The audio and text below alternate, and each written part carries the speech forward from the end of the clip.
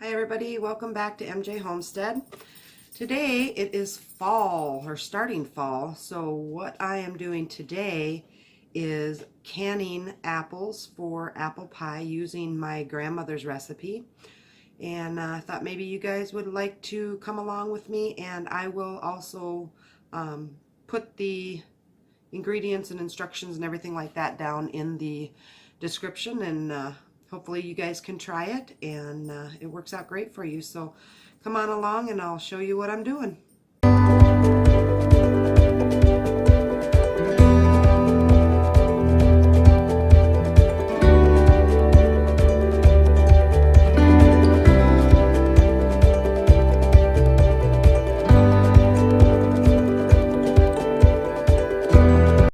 First off, we are peeling apples.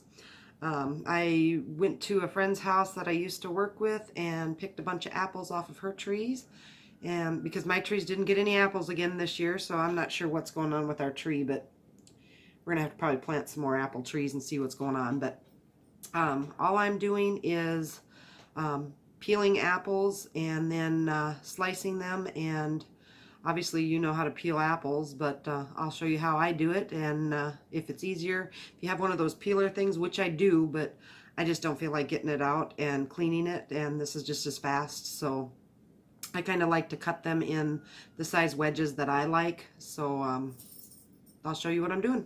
I've got these apples that picked off the tree. I do have a bowl of cold water with some citric acid in it that I'm just kind of letting them hang out in until I'm ready to go. I just peel the apple like so, and then down the sides. And if you have somebody helping you, this goes a lot faster. Obviously, they can be cutting while you're peeling, or vice versa, or whatever. And once it's peeled, I just kind of put it in the ice water and let it go.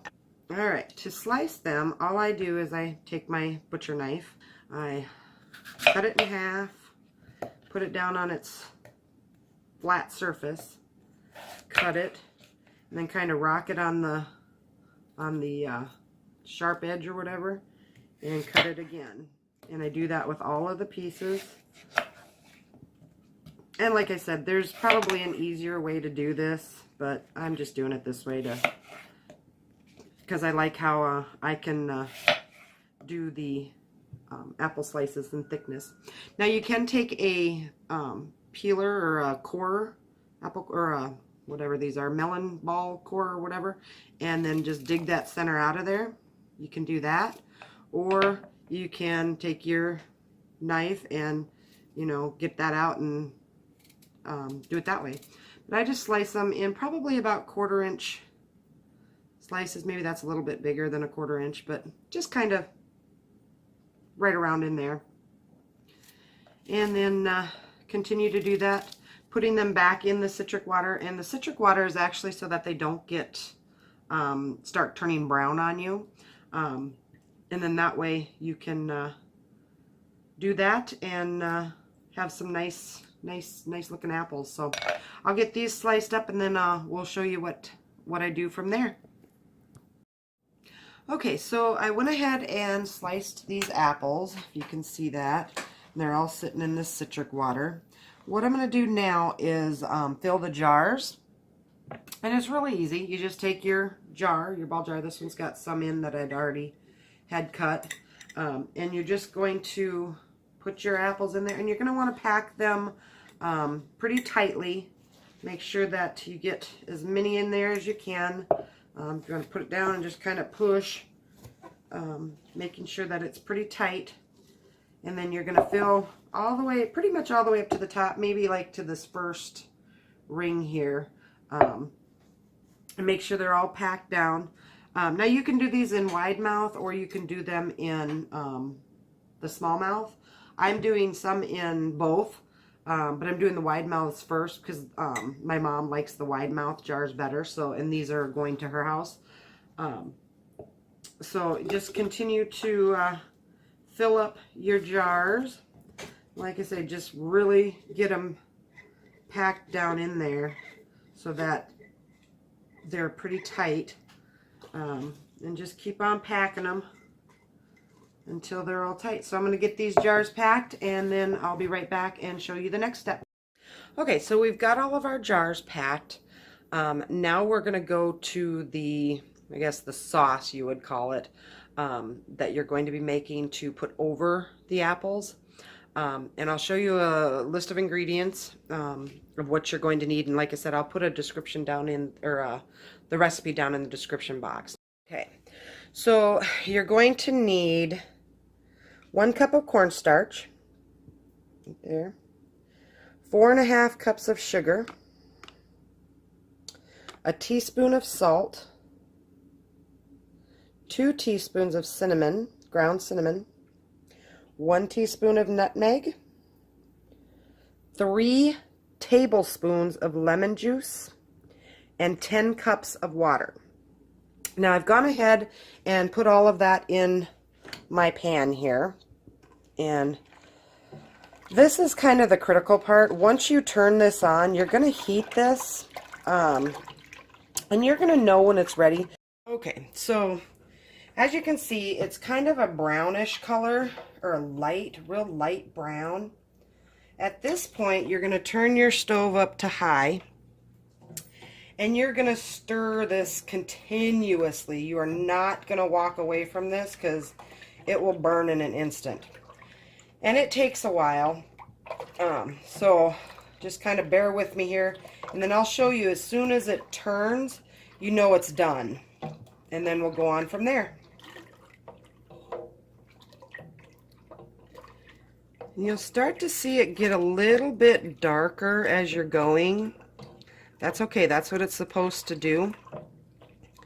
You didn't burn it or anything like that. Just keep stirring.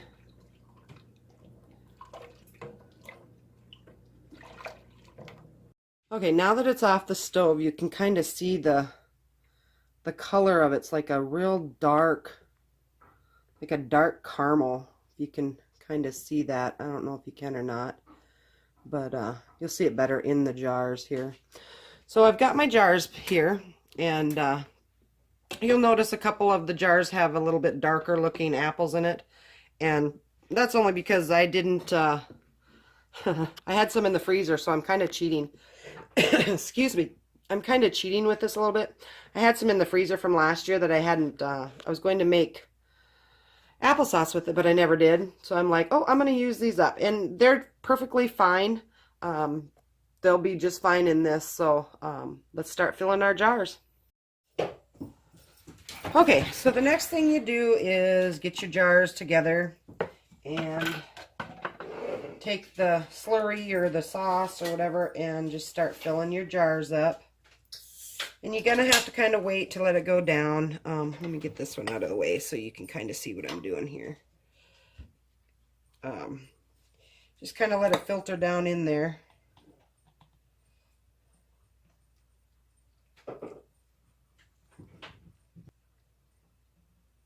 And when you think it's pretty much full, kind of like up to the bottom of the ring, just go to your next one, because we will go back and use our little air thingy or whatever to get the air out of it, and you'll be able to put more liquid in there. So we'll go ahead and fill this one up. Well, let me show you on this one here, because this one is a lighter. You'll be able to see on this one.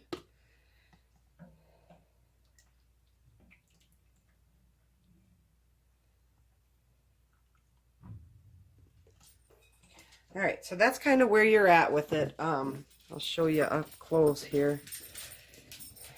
It's kind of, sorry, let me try and get you straight here. There we go. It is up to about here. And then what I'm going to do is I'll fill the rest of these jars, and then we'll come back and show you the rest of the steps. Okay, I've got all of the jars filled and then refilled with the juice. Then you're going to take a warm wet rag and just kind of go over the top, because this stuff is sticky and you don't want any of that stuff on the top of your rings or on the top of your jars. So that's all you're going to do. Kind of push them down a little bit. Just make sure that you're going to get a good seal.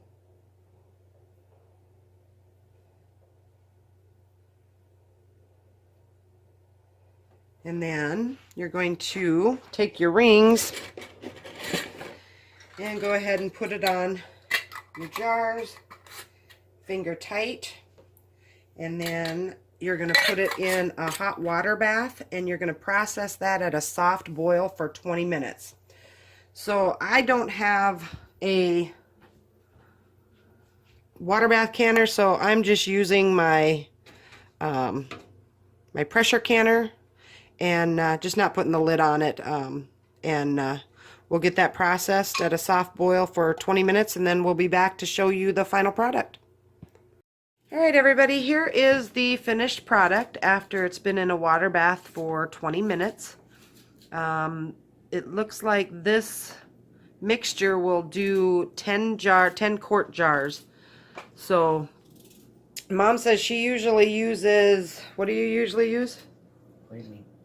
For each thing?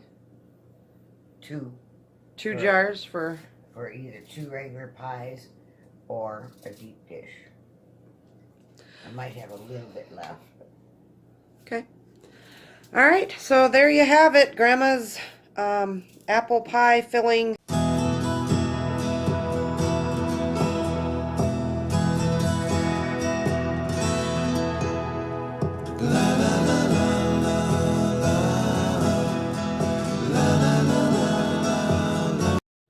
All right, if you have any questions, leave a comment down below. Otherwise, you guys have a great afternoon and a safe holiday. Thanks for watching.